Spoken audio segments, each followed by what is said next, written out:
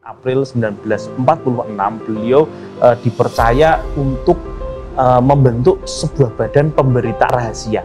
Beliau tidak pernah menggunakan kekuasaan jabatannya untuk kepentingan keluarga. Yang pasti orangnya pendiam, Pak. Gak pernah cerita sedikit pun mengenai pekerjaannya. Berani tidak dikenal itu cukup tepat sebuah prinsip dari beliau, karena untuk mengamankan itu tadi sistem-sistem sandi. Tidak ingin dikenal aja gitu. Nggak ingin dikenal. Nggak, jadi kami keluarga juga nggak pernah ngaku anak Dr. Rubiono, nggak pernah. Hai Cyberman, kita ketemu lagi pada acara Podcast Simas episode kedua yang cukup spesial dalam rangka HUT Persandian ke-75.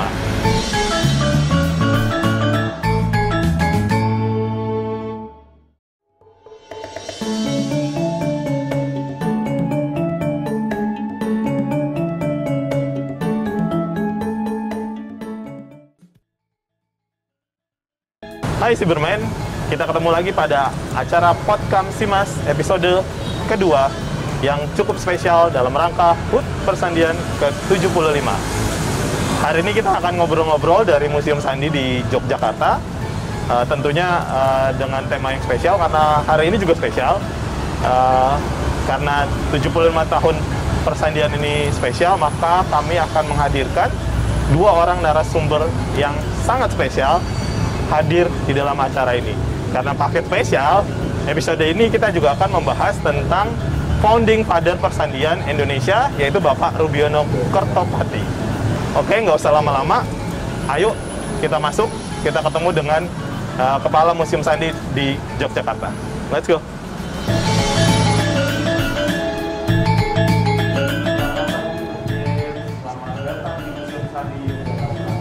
Terima kasih Mas Setio. Apa?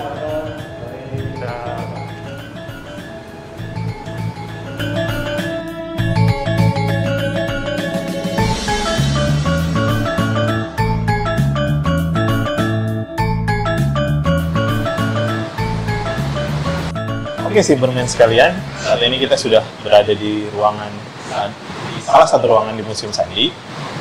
Seperti yang tadi saya telah janjikan, hari ini kita sudah kedatangan dua orang tamu spesial.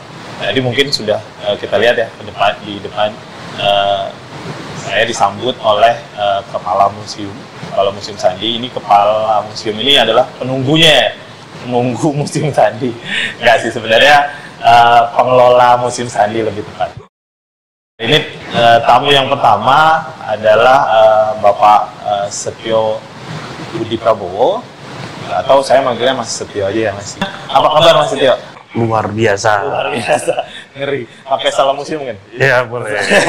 Salam museum. Jadi kalau teman-teman Museum Sandi mungkin lebih kenal, teman-teman Museum Sandi itu disebutnya Sobat Museum Sandi. Sobat Museum Sandi gitu. Jadi selain Cyberman, selain YouTube-nya BSSN, di Museum Sandi juga ada beberapa media sosial. Teman-teman bisa berkunjung ke media sosialnya Museum Sandi. Kalau kita bicara tentang sosok Pak Rubiono, seperti yang tadi saya sampaikan di awal, maka di BSSN kita punya Museum Sandi. Nah, Museum Sandi ini adalah satu unit di BSSN yang melakukan konservasi. Jadi melakukan konservasi dan penelusuran sejarah Persandian. Tamu yang kedua nggak kalah spesial, jadi kalau yang tadi spesial pakai telur, kalau yang ini istimewa pakai telur juga kali ya. Jadi kali ini kita untuk sangat mengenal lebih dalam tentang sosok Pak Rubiono secara personal, secara pribadi. Kali ini kita sudah kedatangan Pak Raskas, lengkapnya Pak Raskas Priyadi Rubiono. Beliau ini Selamat siang. Assalamualaikum warahmatullahi wabarakatuh. Ya Bapak. Jadi beliau ini adalah anak ketiga dari Pak Rubiono ya Pak? Ya benar. Ya, benar statusnya anak keempat. Anak. Meninggal yang nomor. Cuman yang nomor 3 meninggal 6 bulan setelah dilahirkan. Oh. Nah,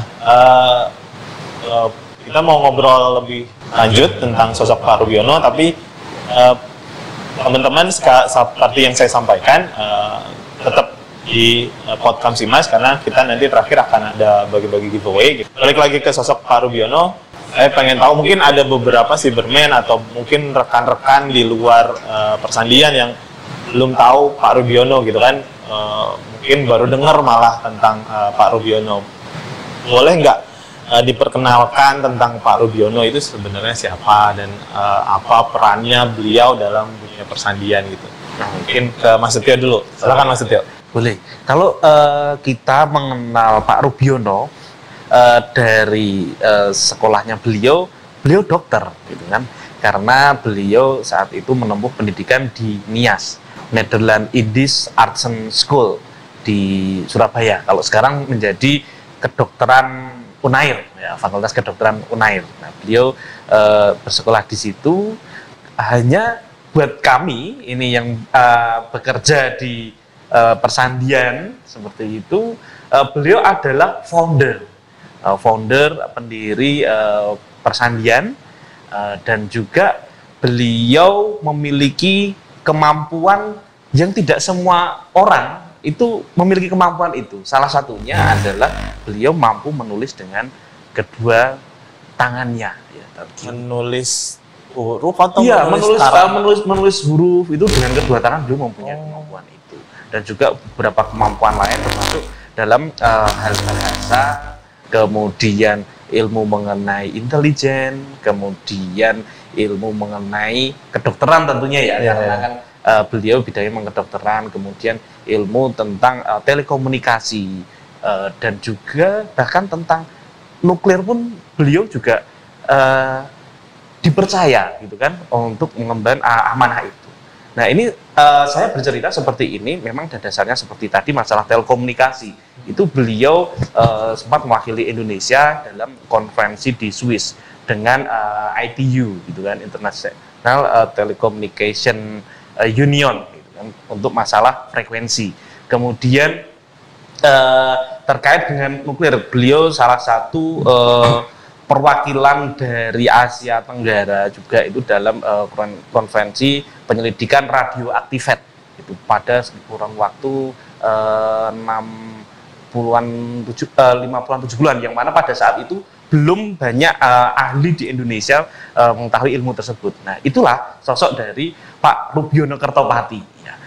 Selama ini mungkin kita mengenal beliau Bapak Persandian Republik Indonesia. Beliau yang mendirikan dulu namanya Dinas Kode, tapi ternyata beliau memiliki tugas-tugas lain juga, sebagai contoh di masa pembangunan rumah sakit pusat Angkatan Darat itu beliau salah satu dewan pengawasnya juga, gitu kan, karena beliau memang awalnya adalah sebagai seorang dokter.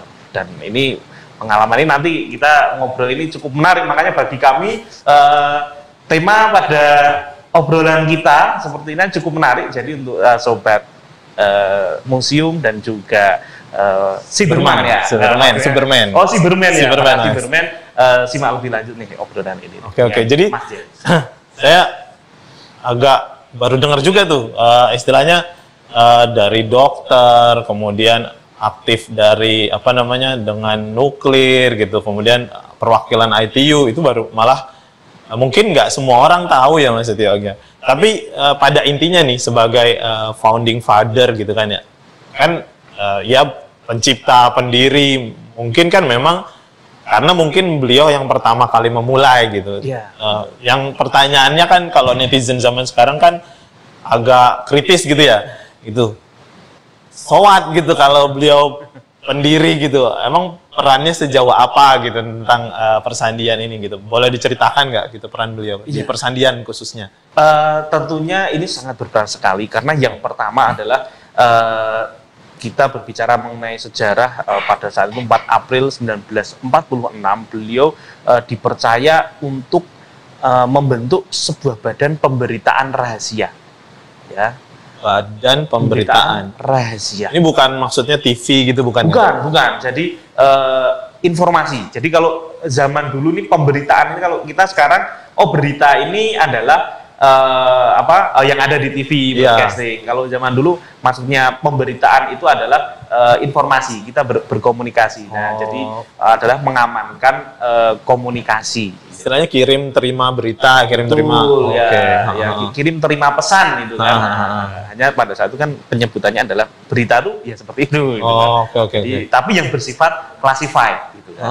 Nah, kenapa beliau yang ditunjuk gitu loh? Kenapa beliau yang ditunjuk? Karena memang ketika itu beliau bekerja sebagai dokter di Kementerian Pertahanan bagian B, bagian intelijen, itu melihat SOP-nya di Kementerian Pertahanan saat itu menurut beliau cukup lemah. Maksudnya adalah rawan informasi-informasi itu rawan disusupi oleh musuh gitu kan, rawan bocor gitu kan, rawan tersadap. Nah, beliau memberikan saran kepada orang-orang di Kementerian Pertahanan, ini loh kalau cara ngelabelin surat rahasia itu ngelimnya seperti ini, dilemnya seperti ini. Terus kemudian komunikasinya baiknya menggunakan ini, dan itu cukup menarik Menteri Pertahanan saat itu gitu kan.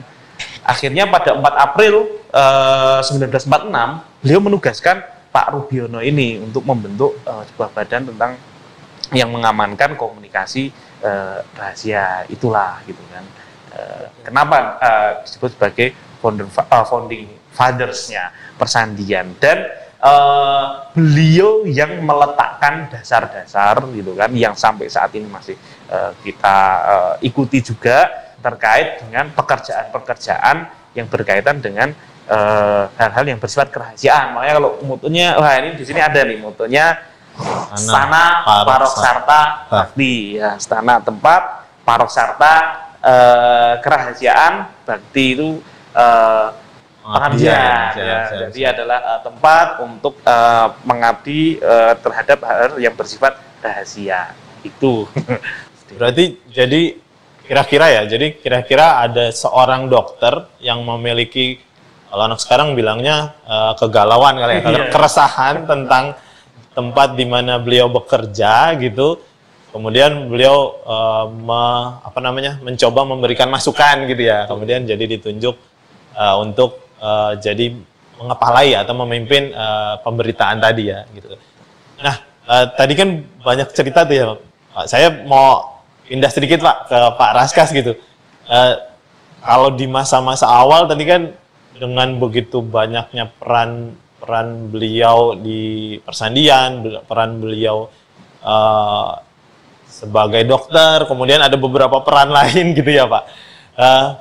Bagaimana sosok beliau nih Pak? Nanti kan kita akan bahas lebih lanjut, lebih dalam nih tentang ke Mas Setio. Tapi yang saya ingin tanyakan bagaimana sosok beliau di mata keluarga. Kan tadi banyak sekali hal yang beliau kerjakan dengan keresahannya beliau terhadap di pekerjaan. Saya pengen dengar mungkin, atau teman-teman mewakili Cyberman, teman-teman netizen gitu, pengen dengar sosok beliau di mata keluarga gitu Pak. Dan mungkin dari pandangan Pak Raskas seperti apa? Silahkan Pak. Yang pasti orangnya pendiam. Pendiam Pak? Gak pernah cerita sedikit pun mengenai pekerjaan ya. Oh, jadi beliau sangat tertutup terhadap sekali pekerjaannya gitu. Ya. Jadi memang keluarga pada intinya nggak tahu ya Pak tentang pekerjaannya beliau. No, sama sekali nggak tahu. Bahkan sama sekali nggak tahu tentang. Wow. Jadi memang sosok beliau berarti memang istilahnya menarik ya. Kalau di sini kan tadi kita dengar beliau punya keresahan, beliau punya idealisme gitu kan ya Pak terhadap pekerjaan dan apapun yang beliau alami di lingkungan pekerjaan. Tapi di lingkungan keluarga sendiri bahkan beliau tidak menceritakan apa yang terjadi di pekerjaannya di keluarga gitu ya Pak. Tidak pernah. Tidak pernah dan Pak. Tidak ingin dikenal aja gitu.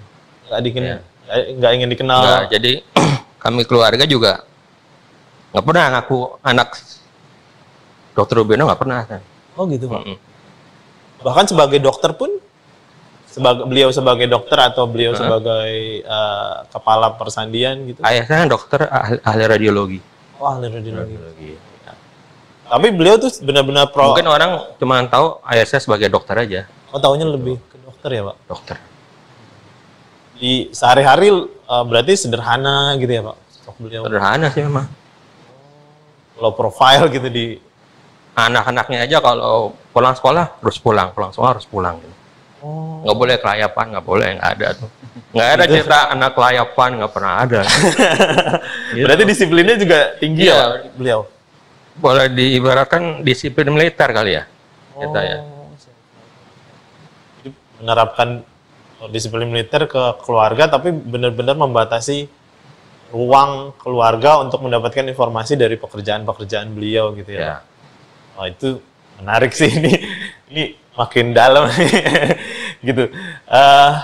Kalau bicara tadi Pak balik, saya izin kembali lagi nih Pak. Tadi saya agak apa namanya istilahnya tadi Bapak bilang beliau sangat menutup diri gitu ya, terhadap keluarganya. Jadi beliau benar-benar menjaga kerahasiaan pekerjaannya gitu. Nah, saya jadi teringat Dan nggak boleh, kita nggak boleh bilang ayah kerja di mana, nggak boleh. oh gitu, bahkan sampai Iya. beliau memberitahukan ke keluarga bahwa Nggak usah bilang. harus bener-bener. Kita juga nggak pernah ngaku lah. Oh. Anaknya siapa nggak pernah ngaku. Oh gitu Pak. Saya Itu aja- diajarkan beliau atau diinfokan? Saya aja nggak pernah pakai sehari-hari. Kalau ditanya Iya. nama siapa, nama Rasa Priadi aja. Gitu. Oh gitu Pak. Nggak pernah pakai embel-embel belakang, nggak pernah. Oh gitu. Jadi nggak pernah. Ya memang. Maksudnya Maksudnya anak siapa? Ya anaknya.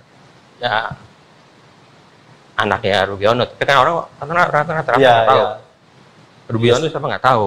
Taunya dokter aja gitu aja.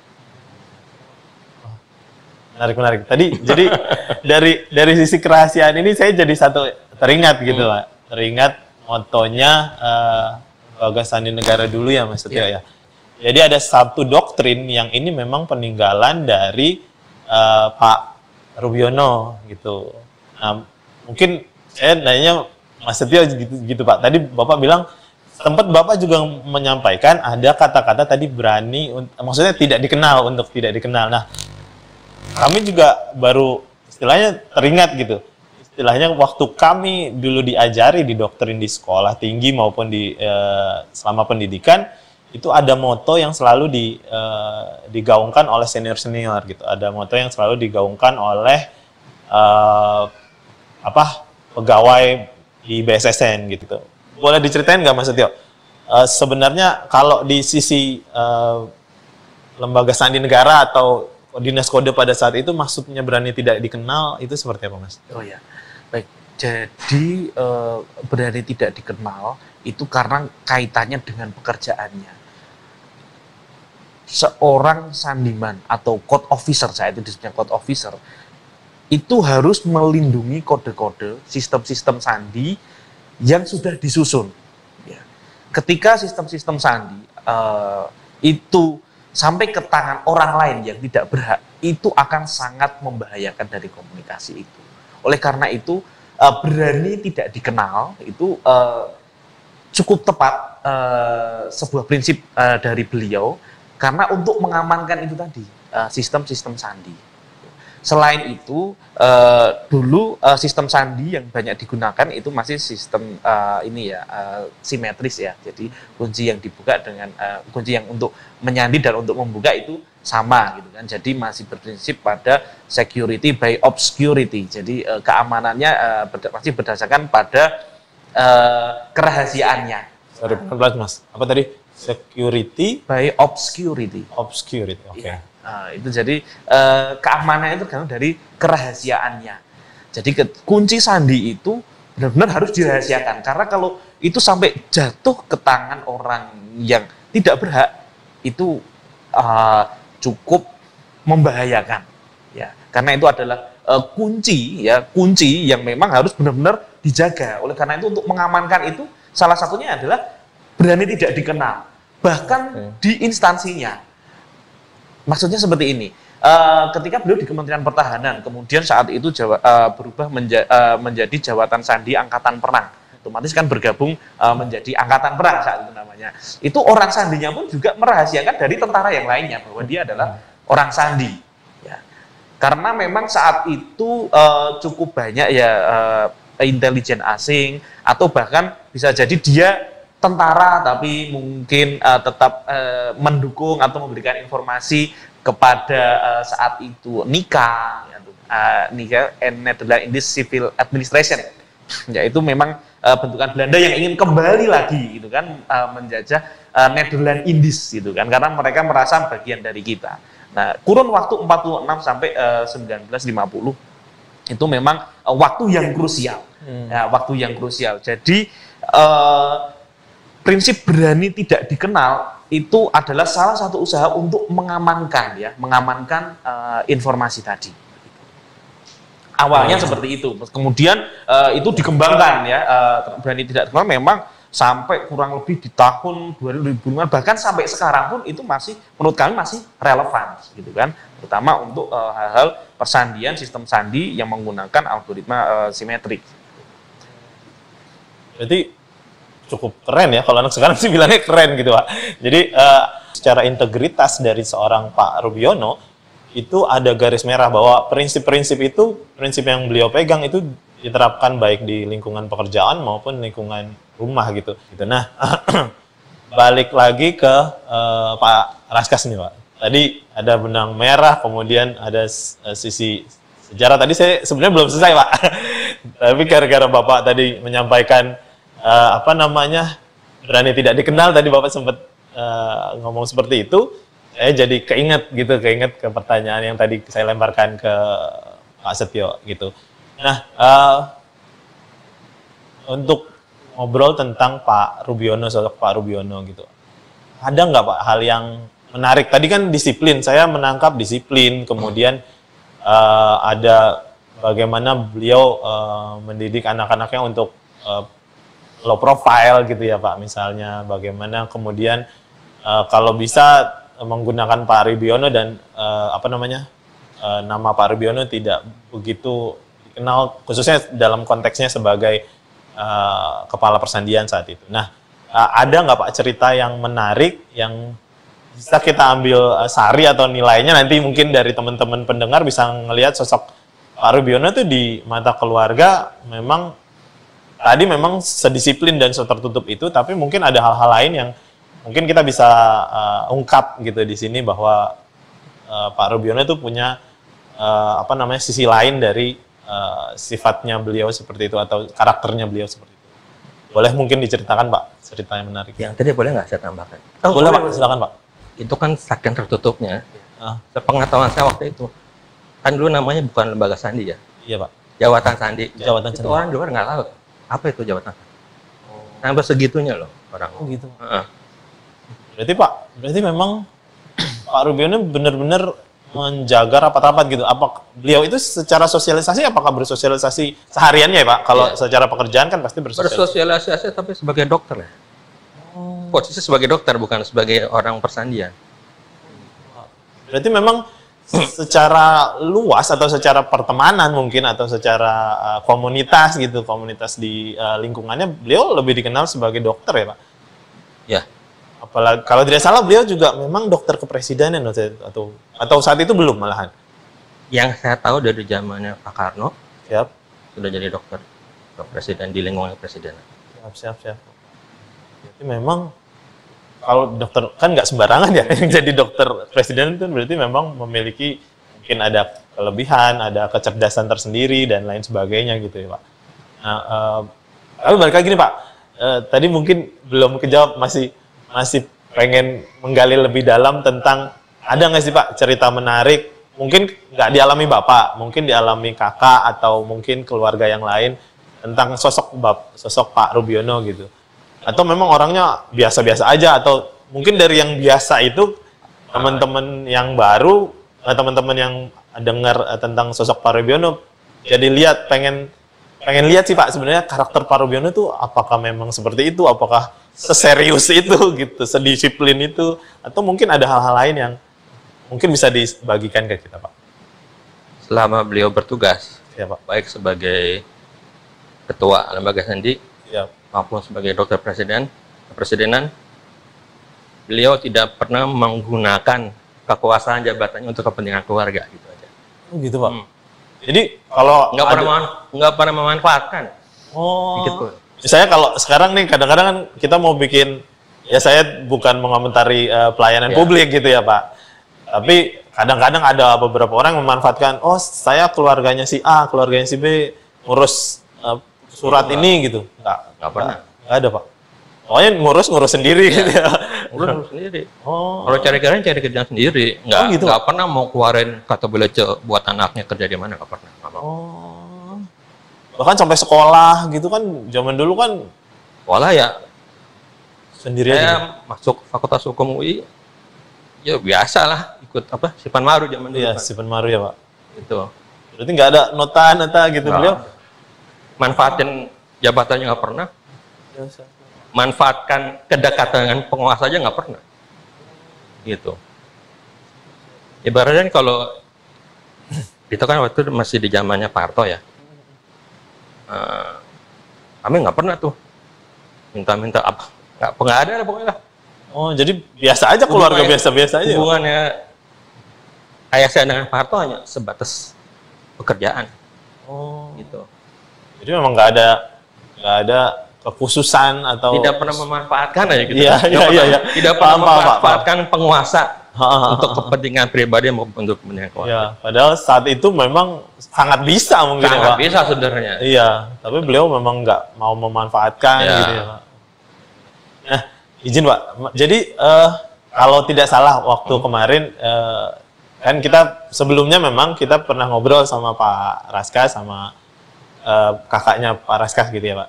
Ada satu cerita tentang keseharian. Ini saya mengambil sisi disiplinnya Pak Rubiono gitu. Jadi secara keseharian kalau tidak salah Pak Rubiono itu memang setiap hari itu jam 2 harus pulang makan bersama. Itu benar nggak, Pak? Boleh Benar, diceritakan sedikit benar. nggak, Pak, itu? Kita kalau pulang kantor biasa jam 3 ya. Jam 3 kita ngumpul makan bersama di meja makan semua. Oh. Harus ada. Bapak, Ibu, istrinya Ibu Rubiono gitu dan anak-anak 3 ya? Kakak saya 2 dengan saya. Oh. Harus Duduk di satu meja gitu, Pak? ya. Ada manner gitu khusus nggak ada, Pak? Manner maksudnya? Ya Maksudnya- makannya harus benar. Oh, gitu, harus Pak? table manner makannya. Oh. Berarti segitu. Naruh sendok juga harus benar, naruh sendok Oh, gitu, Pak? makan, gimana gitu semua. Oh, benar-benar. Kalau Dididik table manner. iya. Enggak, kalau kami gitu. Hah? Kalau saya memang pernah merasakan seperti itu, tapi ya nggak se ekstrim itu, Pak. Makan ya harus di meja makan, tapi ya nggak menunggu keluarga harus ngumpul gitu. Oh, berarti Terlalu tentara kali ya. tapi nggak Mungkin istilahnya- di kendaraan kan begitu. Kalau makan harus gitu kan ya. Iya, Pak, siap. Tapi ya itu menggambarkan betapa beliau disiplin gitu ya, Pak. Ya. Maksudnya bahkan di rumahnya aja beliau seperti itu. Oke, Pak. Dapat sih, Pak. Poinnya kita dapat gitu. Mungkin nanti kalau teman-teman atau si Bermen mau menggali lebih jauh, boleh nggak kalau ada yang mengundang Bapak atau mungkin keluarga Bapak mau tanya-tanya gitu? Boleh aja sih. Oh, boleh. Siap. Sepanjang kami bisa jawab ya. Ya, soalnya kan nggak banyak, Pak, yang gitu. membahas tentang sosok Pak Rubiono, Pak. Nah, ini udah dari tadi ngomong, Pak. Boleh nih kalau mau diminum dulu, Pak, izin. Jadi ini bukan properti sih, ini beneran ada airnya, ada tehnya gitu. Ini kalau dibalik tumpah nih ya. Iya, tumpah, Pak, tumpah. Nggak kayak di TV lain, nggak di TV lain.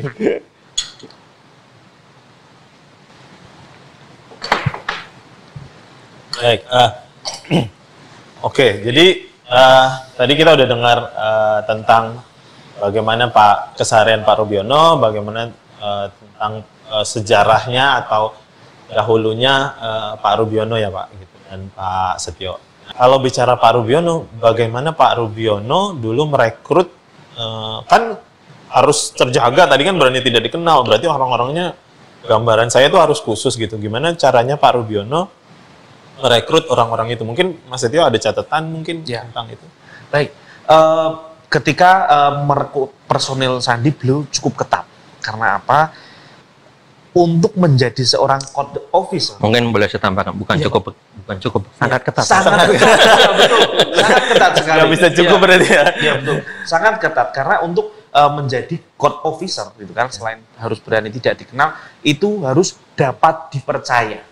Ya, dapat dipercaya. Jadi saat 4 April setelah tadi ya saya cerita beliau mendapatkan mandat untuk membuat sebuah badan yang mengamankan komunikasi yang rahasia, itu kemudian beliau membuat buku kode gitu kan. Nah, itu beliau hanya mempercayakan kepada orang-orang yang dipercaya. Salah satunya adalah saudaranya juga gitu kan. Jadi hanya orang-orang beliau yang benar-benar dapat dipercaya. Tidak mau itu dari orang yang mungkin dapat rekomendasi dari tempat lain atau dari temannya, itu belum. Beliau benar-benar harus cek betul. Nah, ini saya mendapatkan cerita ini dari almarhum Bapak Sumarkijo. Ya, kebetulan almarhum Bapak Sumarkijo itu salah satu orang kepercayaan beliau, dan saat saya sekolah dulu sempat diajar oleh Pak Sumarkijo, itu beliau menceritakan tentang Dogi, sebegitu ketatnya beliau dalam menerima anggota. Ya, harus dicek dari sisi psikologinya, harus benar-benar dapat dipercaya, dan itu barangkali beliau dapatkan saat beliau menjadi interpreter, saat ketika bekerja di AIB, Allied Intelligence Bureau gitu kan. Beliau bisa jadi beliau belajar dari ini di dunia intelijen ketika merekrut orang harus seperti ini, harus ketat, mengetahui latar belakangnya, dan itu dilakukan terhadap orang-orang kepercayaan beliau. Beliau mempunyai tangan kanan ya, yang setelah beliau sudah menjadi kepala, beliau punya tangan kanan namanya Bapak Santosa gitu kan. Beliau basicnya psikologi. Nah, beliau benar-benar cek psikologi orang sandi, karena psikologi orang sandi itu dia harus tahan terhadap tekanan, berani tidak dikenal tadi gitu kan. Kalau sekarang mungkin dia pengen selfie. Dulu diusahakan untuk mencari personil yang tidak seperti itu. Jadi secara psikologis pun sudah dirancang personil sandi itu dengan karakteristik tertentu gitu ya, Pak? Betul. Bahkan ketika pidato beliau pada HUT Sandi tahun 1966 gitu kan, untuk membesarkan persandian, itu yang diutamakan adalah jiwa dan mutunya para anggota. Jiwa dan mutunya. Iya, jadi memang harus dari jiwanya harus personelnya harus benar-benar bermutu gitu kan, sesuai dengan karakteristik ataupun syarat-syarat yang diperlukan di dalam organisasi. Dan juga saat itu beliau menyampaikan untuk tidak berafiliasi dengan aliran politik tertentu. Ya, berarti netral. Jadi, ya, netral. Dan itu benar-benar terbukti. Ya, benar-benar terbukti ketika, mohon maaf, beliau dulu mendirikan organisasi persandian itu amanat dari Bapak Mr. Amir Syarifuddin, Menteri Pertahanan saat itu, yang mana selanjutnya Bapak Amir Syarifuddin ini terlibat dalam dianggap terlibat dalam pemberontakan PKI 1948. Ya, itu fakta sejarah. Itu fakta sejarah yang lain gitu kan. Orang bisa jadi berpikir, ini dulu Pak Rubiono ini berarti yang memerintahkan adalah orang PKI. Tapi ternyata tidak. Beliau tetap dipercaya oleh eranya Pak Soekarno, gitu kan. Dipercaya oleh Pak Sudirman, oleh Pak TB Simatupang, beliau tetap benar-benar dipercaya gitu kan. Jadi tidak melihat itu, karena beliau memang berprinsip tidak berafiliasi dengan aliran politik tertentu ya, karena yang kita jaga adalah negara. Dan kemudian ketika terjadi 1965 ya kan, bisa itu pergantian era Orde Lama menjadi Orde Baru gitu kan. Dan ternyata beliau tetap masih dipercaya ya kan. Dipercaya, itulah prinsip dari beliau tadi, untuk tidak berafiliasi dengan politik tertentu, tapi memang betul-betul bekerja untuk negara. Ya, jadi ya akhirnya kan zamannya Pak Karno juga beliau tetap dipercaya. Kemudian ketika kalau kami melihat fakta sejarah Pak ya, di era Orde Baru beliau tetap juga dipercaya untuk memegang lembaga saing negara. Saat itu era Orde Baru tahun 72 sudah berubah dari jabatan sandi menjadi lembaga sandi negara. Barangkali prinsip-prinsip itu yang kemudian ditekankan kepada para personilnya. Dan ketika terjadi pemberontakan PKI 1965, itu semua instansi pemerintah itu kan pasti dicek mana yang tersangkut oleh organisasi PKI dan yang lain. Dan saat itu jabatan Sandi satu-satunya instansi yang tidak ada satupun terlibat dalam kegiatan tersebut. Seperti itu. Karena itu beliau dipercaya. Meskipun kalau melihat dulu di awal pembentukannya Mr. Ahmad Sadin ternyata enggak gitu. Tidak terbukti gitu. Beliau tetap masih dipercaya dari zaman dulu sampai eranya Pak Harto. Ya, berarti selain rekrutmennya ketat, prinsip netral ini udah ada banyak prinsip nih kalau mau disimpulkan gitu ya.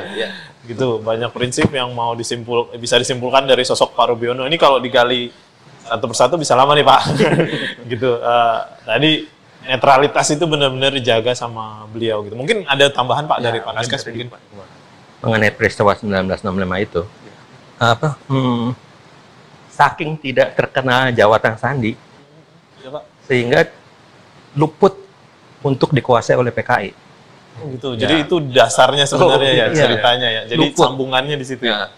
Anda bayangkan kalau itu dikuasai oleh PKI sempat itu kan maka pemberitaan kita untuk luar negeri ke kedutaan masing-masing terkunci. Dengan tidak dikuasainya jabatan Sandi oleh PKI, jadi kita bisa mengirim berita kepada perwakilan Indonesia di luar negeri bagaimana kondisi Indonesia saat itu. Itu menambahkan dari beliau. Jadi ketika peristiwa tahun 65 itu kantor unit Sandinya yang ada di Kementerian Luar Negeri yang mana mohon maaf mungkin dulu Menteri Luar Negerinya terlibat ya Dr. Subandrio gitu kan. Itu dipindahkan gitu kan dari kantor Menlu dipindahkan ke kantor Menhan, Kemhan itu yang sekarang di Jakarta Barat. Benar-benar untuk melindungi atau menjaga netralitas tadi. Dan itu tadi ya luput juga. Luput gitu dari dari kan jenderal-jenderal banyak yang dibunuh. Iya. Kalau nggak salah RRI juga ya dikuasain ya. RRI dikuasai kan tahun 60. Lembaga Sandi luput itu. Yes. Bagaimana? Sebagai corong juga kan. Bagaimana itu kalau Sandi waktu itu dikuasai, diserbu, udah habis mungkin ya. Ceritanya lain lagi itu. Iya. Mungkin harus ada penelusuran fakta sejarah baru Pak di tahun 65 tentang persandian sendiri gitu kan. Kan pasti itu banyak konflik kepentingan di situ, banyak bagaimana sosok Pak Rubiono menjaga persandian dan terutama lingkungan persandian dari mungkin upaya-upaya untuk mempengaruhi pemikiran dari stafnya gitu. Itu saya dengar dari ibu saya. Ibu saya dengar dari ayah saya waktu itu. Tapi memang ada beberapa yang diceritakan oleh beliau berarti ya Pak? Kalau untuk G13 PKI ya, mengenai luputnya jawatan Sandi dikuasai oleh PKI itu. Tapi itu jauh setelah itu diceritakan ya Pak? Ya, pasti modelnya begitu ya Pak? Nggak mungkin, kayaknya dari sosoknya. Ada tuh diceritain kadang-kadang tuh. Kalau dapat kata beleco cerita. Cerita ke keluarganya. Papa dapat kata beleco dari menteri ini. Papa nggak mau terima. Orang nggak memenuhi syarat. Gitu. Kalau ada kata suka cerita tuh di meja makan. Gitu. Nah kalau kesehariannya nih di keseharian Pak Rubiono balik lagi nih, apakah yang terkenang oleh keluarga tentang sosok Pak Rubiono? Maksudnya sisi yang di luar yang tadi gitu, atau mungkin ada pesan beliau sebelum mungkin beliau wafat atau mungkin yang benar-benar menjadi panduannya anak-anak dari beliau atau keluarga dari beliau supaya siapa tahu itu juga kayak yang tadi nilai-nilai yang tadi ditinggalkan oleh Pak Rubiono bisa mungkin Cyberman atau bahkan teman-teman di persandian juga bisa dengar. Ada nggak apa ya? Paling yang beliau selalu tekankan jaga nama baik keluarga itu. Jaga nama baik keluarga. Artinya dengan begitu kita menjaga sikap, menjaga sikap gitu ya Pak. Itu kan kata-katanya sederhana tapi sebenarnya kalau dijabarkan luas jadinya. Iya. Dalam gitu ya. Kita jadi anak-anak nggak bisa aneh-aneh ibaratnya gitu loh. Iya. Siap-siap karena resikonya nggak hanya buat kita gitu ya Pak. Ada orang lain di belakang kita yang bisa jadi dengan perilaku kita kemudian dirugikan gitu ya. Masuk mungkin itu juga akan berlaku bagi teman-teman di di persandian atau di pekerjaan sehari-hari atau Cyberman sekalian secara umum. Jadi jangan malu-maluin lah gitu istilahnya ya Pak. Gitu kalau dari sisi Pak Rubiono. Nah, teman-teman perlu tahu atau Cyberman perlu tahu bahwa di Museum Sandi Pak Rubiono Museum Sandi itu menyimpan koleksi-koleksi atau barang-barang dari Pak Rubiono. Kalau tidak salah, ini ceritanya boleh diceritakan nggak Pak Raska sedikit sebelum kita lihat nih. Karena di Museum Sandi ini menyimpan koleksinya Pak Rubiono, dan kalau tidak salah kemarin sempat ngobrol dari, nanti mungkin cerita sedikit dari Mas Setio ya. Ada koleksi pribadinya Pak Rubiono yang baru dibongkar dari peti. Saya detailnya nggak tahu, mungkin boleh diceritakan sedikit Pak. Peti apa gitu, kenapa baru dibongkar setelah bertahun-tahun gitu Pak? Saya ingat saya itu peti pakaian dinas beliau ya, sama tanda-tanda jasa itu. Iya Pak. Jadi dan itu tersimpan secara rapi di rumah dan tidak dibuka gitu ya Pak? Baru dibuka tahun berapa itu Pak? Atau pas mau ada ini 2015 kalau nggak salah, tim Museum Sandi yang dulu silaturahmi ke rumah Pak ya. Karena saat itu saya belum ada di museum, namun kami lihat dokumennya, bersilaturahmi, kemudian diserahkan ke pihak Museum Sandi, dan itu benar-benar sangat membantu kami Pak gitu kan dalam penelusuran fakta sejarah begitu, dan dibuka bareng-bareng Pak ya, bareng-bareng. Dibuka bareng-bareng. Jadi memang prinsip beliau yang tadi disampaikan oleh Pak Raska dari pihak keluarga benar-benar dipegang erat oleh keluarga, bahkan keluarga pun tidak berani membuka Pak ya gitu kan, sebelum ada tim gitu kan yang memang saat itu masih lembaga sandi negara, silaturahmi ke sana, kemudian mencari ini apa namanya koleksi beliau tersebut gitu kan, untuk selanjutnya ditampilkan kepada masyarakat. Jadi supaya masyarakat juga mengenal Bapak Rubiono Kertopati, termasuk peran-perannya beliau, termasuk salah satunya acara pada hari ini. Oke. Jadi kembali lagi buat Cyberman, buat rekan-rekan sekalian, buat teman-teman di rumah netizen, kalau mau ngelihat koleksinya Pak Rubiono atau barang-barang Pak Rubiono yang ditinggalkan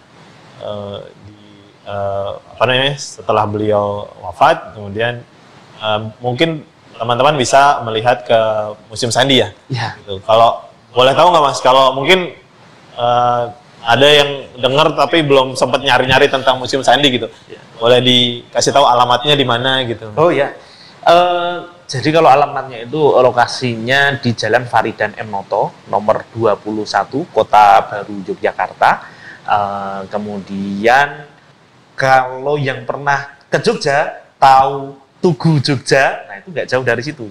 Ya, tinggal jalan kurang lebih 500 meter ke arah timur, kemudian belok kanan, nah udah kelihatan itu Museum Sandi gitu kan, gedung Museum Sandi itu sudah kelihatan, dan lokasinya berada di sebuah kawasan heritage ya. Jadi Kota Baru Yogyakarta ini merupakan kawasan heritage, jadi kayak kawasannya orang-orang Eropa zaman dulu yang tinggal di Yogyakarta. Kemudian Museum Sandi berlokasi di gedung tersebut, dan gedung tersebut merupakan gedung cagar budaya juga. Ya, dulu pernah menjadi kantor Kementerian Luar Negeri saat Republik Indonesia pusat pemerintahan berpindah ke Yogyakarta. Yap, jadi teman-teman bisa datang ke Museum Sandi, dilihat aja gitu. Nanti kalau mau mengunjungin media sosial atau ngelihat Instagram misalnya, bisa kunjungin di mungkin link ya, nanti linknya dikasih di sini nih, link dikasih di saya bisa, atau mungkin di bawah di caption akan dijelaskan. Kalau usah berlama-lama lagi, saya terlalu banyak ngomong gitu ya. Kita akan ngelihat koleksi, mungkin nanti boleh dijelasin sedikit ya koleksi-koleksi yang cukup menarik dari Pak Rubiono. Ya. Itu saja dari kita di segmen ini. Kita lanjut ke atas. Ayo, boleh ya kita ke atas? Saya minum dulu boleh? Oh boleh. Silakan diminum dulu Pak.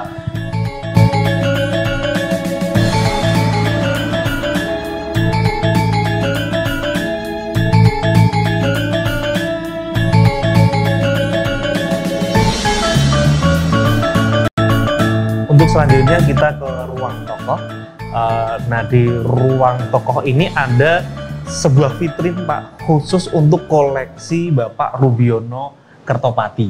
Ya, jadi ini sebuah vitrin yang menampilkan koleksi-koleksi dari beliau dan juga ada sedikit audiovisual khusus Pak Rubiono Kertopati. Dan ini adalah medali-medali ataupun bintang-bintang penghargaan yang beliau dapatkan. Nah, yang cukup menarik di vitrin ini adalah adanya alat-alat untuk lock picking. Nah, mungkin barangkali dari pihak keluarga dulu sedikit menceritakan. Nah, alat lock picking ini memang teknik untuk membuka gembok gitu kan tanpa menggunakan kunci. Dan kemudian alat-alat tersebut juga bisa untuk memperbaiki ataupun mengoprek mesin-mesin sandi juga gitu. Jadi Termasuk tuh ya? Iya. Jadi itu teknik untuk melakukan teknik lock picking. Dan lock picking ini saat itu di Indonesia belum banyak orang bisa. Namun Pak Rubiono Kertopati saat itu bisa. Ya, ini terbukti dari cerita Bapak Sumarkijo. Jadi saat itu memang Pak Rubiono Kertopati, beliau saat tergabung di RAPWI mendarat di Surabaya. Kemudian beliau ditangkap oleh pihak Republik karena dianggap adalah bekerja untuk Belanda. Padahal beliau bukan untuk Belanda tapi pihak sekutu ya, untuk sekutu. Tapi kalau orang kita mungkin taunya itu bule gitu ya, Belanda gitu. Padahal beliau untuk pihak sekutu kemudian mau mengurus para interniran perang. Nah, beliau ditangkap gitu kan. Nah, ketika beliau ditangkap dimasukkan ke dalam penjara gitu kan. Di penjara itu dikunci dengan sebuah gembok yang cukup besar gitu kan. Nah, kemudian pada saat para pejuang itu meninggalkan penjara itu karena dia harus berperang kan, para pejuang itu ternyata beliau itu bisa membuka gembok di gembok selnya itu Pak. Ya, menggunakan teknik lock. Padahal beliau tidak membawa alat ini saat itu gitu kan. Gitu kan. Alat-alat yang ditemukan di sekitar penjara beliau bisa membuka, kemudian keluar hanya mandi ke kamar mandi tapi beliau kembali lagi ke situ. Dan itu yang menimbulkan keheranan para pejuang. Loh, ini orang ini di penjara tapi kok udah baunya seger, rambutnya klimis ini ya, itu mengundang rasa penasaran para pejuang. Dan akhirnya beliau menceritakan bahwa saya punya kemampuan ini, saya juga adalah orang asalnya juga dari Netherlands Indies loh gitu kan, saya juga tertarik dengan perjuangan. Nah, ilmu-ilmu beliau itu yang cukup menarik para pihak pejuang. Nah, karena saat itu orang yang menguasai teknik lockpicking ini belum ada mungkin. Nah, belum ada. Berarti nambah satu lagi tuh ya Mas ya. Sorry motong Mas. Dokter, nuklir, ITU tadi, kemudian ini ada alat lockpicking. Iya, betul. Beliau memiliki kemampuan itu sehingga itu tersebar luas kemampuan beliau itu sampai ke pusat pemerintahan yang ada di Yogyakarta. Itulah kenapa Kementerian Pertahanan cukup tertarik dengan skill dari Pak Rubiono Kertopati sehingga dipanggillah beliau gitu kan dari Surabaya untuk dibawa ke Yogyakarta, dipekerjakan di Kementerian Pertahanan bagian B atau bagian intelijen gitu kan. Karena selain dokter ya punya kemampuan masalah medis, telekomunikasi juga lockpicking kan saat itu sebagai ini ya kemampuan seorang intelijen seperti itu. Begitu Pak. Untuk selanjutnya kita juga ada vitrin lagi menampilkan koleksi-koleksi para tokoh-tokoh persandian, salah satunya Pak Rubiono. Ini koleksi beliau ada kamera Miyota Mikroma yang pada saat itu barangkali nanti Pak Raska bisa menjelaskan kira-kira tahun berapa ini Bapak bisa dapat kamera ini gitu. Karena kalau di kami ini kamera ini cukup unik dan saat ini cukup jarang, dan ini dibuat tahun sekitar 1950-an, dan pada tahun 50-an itu hanya dipergunakan untuk peralatan-peralatan intelijen saat itu. Jadi bukan hobi ya, begitu Mas James. Spycam gitu ya, model spycam. Kalau sekarang kan sudah banyak nih yang kecil-kecil gitu yang jadi. Tapi di kurun waktu tahun 60-an, 70-an itu belum banyak yang punya kamera ini, dan beliau Pak Rubiono Kertopati ini sudah memiliki kamera ini. Selain ini juga ada kamera Rollei. Kamera Rollei ini untuk memfoto lebih kepada dokumen-dokumen. Ini sebenarnya keduanya disimpan oleh ayah saya nih. Enggak saya simpan awalnya. Oh, jadi disimpan sendiri gitu Iya. Pak? Oh, iya. Tapi bentuknya itu kecil banget ya Pak. Kalau zaman itu kan kamera masih tebal, masih Ya betul, gede ya, masalah gitu. Tahun 70 itu. gitu kan. Nah kalau yang ini saya pernah nonton nih, ada di film James Bond. Iya. Ada. Oh. Yang ini, yang apa, yang role. Yang role. Pernah sempat nongol di film dia. Ya jadi ya pokoknya foto dokumen pakai ini, saya nggak Iya. cerita. Oh, itu muncul di Yang jawabannya Roger Moore kalau nggak salah. Iya. Roger Moore. Nggak tahu ini ya Pak. Maksudnya, ada kamera papa nih loh, ada saya gitu. Coba dicari tuh. Ini jadiin kuis juga nih karena bisa juga nih Pak. Makin banyak aja tuh fotografi. Ada lagi nggak nih? Yang barang-barang yang sepertinya beliau punya pengetahuan bahwa oh ini kamera yang cukup bagus, oh ini teknik kamera untuk intelijen yang bagus. Termasuk di sini ada koleksi juga jam tangan yang mana saat itu kita belum terbiasa dengan jam tangan LED ya. Masih apa mungkin Analog mekanik, gitu ya, analog motor seperti ya. itu. Nah beliau sudah memiliki jam tangan yang LED. Ya, LED padahal bisa dikatakan ini adalah jam tangan Sehari-hari LED pakai ini. pertama ya, gitu kan? LED yang model LED. Setahu saya itu Iya. sehari-hari digunakan. Gitu. Sehari-hari digunakan Pak ya? Iya betul, bisa digunakan dan ini memang berlapis emas 14 karat. Oh gitu ya. Dan Malah saya nggak tahu. Pak. Gitu, jadi bukan kuningan tapi emang barangnya kuning, kami pikir dulu awalnya adalah kuningan tapi memang ternyata emas 14 karat. Pak. Oke, Mas Setio. Raskas, sekali lagi mungkin ini kalau diceritain panjang lebar dan nggak akan cukup nih satu segmen atau 2 segmen bahkan 3 segmen dari podcast Simas. Yang jelas terima kasih Pak Setio, terima kasih Pak Raskas. Tadi ini masih banyak nih koleksi yang lain baik punya Pak Rebiono maupun punya Persandian Republik Indonesia. Kalau memang nanti teman-teman penasaran, bukan kalau memang malahan harus main-main ke sini ya Pak.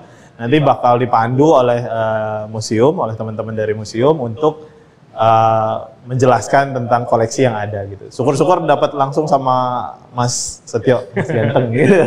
Jadi nanti bisa langsung tahu tentang sejarahnya. Syukur-syukur teman-teman juga bisa datang jauh-jauh mungkin dari luar daerah datang ke Yogyakarta sambil jalan-jalan langsung aja ke Museum Sandi gitu ya. Iya, betul. Dan sebagai tambahan informasi ketika Sobat Sandi ya, ataupun Cyberman datang ke Museum Sandi, mintalah untuk dipandu.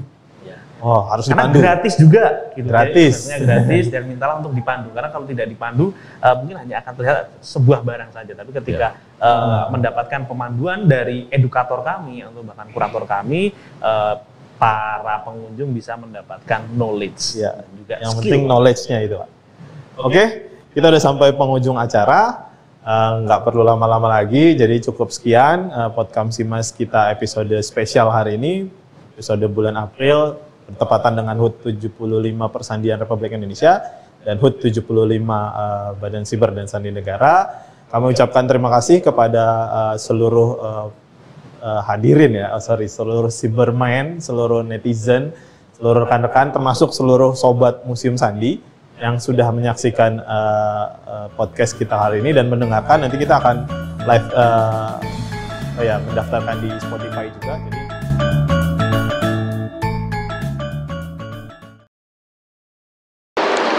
demikian Cyberman episode kita hari ini. Jangan lupa tetap follow, komen, dan subscribe akun medsos BSSN. Kalau rekan-rekan masih ingin souvenir dan eksklusif item dari kami, dari Cyberman, jangan lupa untuk request tema podcast kita selanjutnya. Demikian, terima kasih sekali lagi atas perhatian teman-teman. Sampai jumpa di waktu berikutnya.